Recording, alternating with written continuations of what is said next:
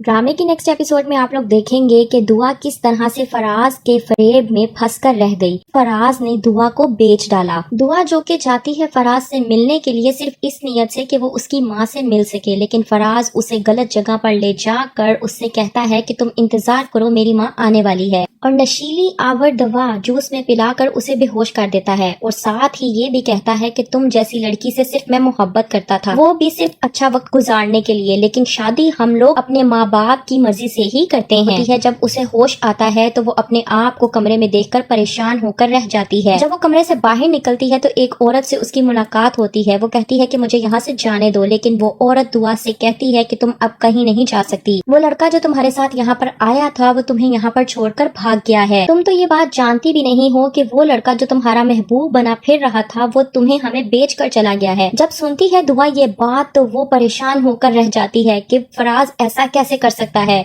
एक तरफ से उसके सर से कयामत गुजर जाती है, दूसरी तरफ वही फराज फिजा से शादी कर चुका है। फिजा कोई और नहीं बल्कि दुआ की बहन है। वहीं पर असलम अपनी बेटी फिजा की रुखसती फराज के साथ खुशी खुशी कर देता है, ये सोच कर के दुआ की वजह से अपनी बेटी फिजा की जिंदगी को तबाह बर्बाद नहीं होने देगा। पर दूसरी तरफ नौशेर वहाँ जो के हॉस्पिटल में मौजूद है वो कहता है जाफर से कि पता नहीं मुझे ऐसा क्यों लग रहा है कि दुआ किसी बहुत बड़ी मुसीबत में है। जाफर कहता है कि आप यहाँ पर हैं इस वजह से आपको ऐसा लग रहा है, ऐसा कुछ भी नहीं है। वहीं पर कशमाला आती है और नौशेरवां को बेहोशी के आलम में देखकर कहती है कि आखिर कब तक आप मुझसे दूर भागेंगे। आपकी लगाम आखिरकार कुछ दिनों के लिए मेरे पास आ ही गई। आखिरकार आप जितना मुझसे दूर भागने की कोशिश कर रहे थे उतना ही आप मेरे करीब आ गए हैं। नौशेरवां ये तमाम तर बातें सुन लेता है और जाग कर कहता है कि ये आपकी गलतफहमी है, ऐसा कुछ नहीं होने वाला। कशमाला कहती है नौशेरवां से कि मैं आपसे इस कदर मोहब्बत करती हूँ कि आपके साथ अपनी पूरी जिंदगी गुजारना चाहती हूँ, आपके साथ जीना चाहती हूँ। वहीं पे नौशेरवां कशमाला को जवाब देता हुआ कहता है कि मैं भी जीना चाहता हूँ, लेकिन किसी और के साथ।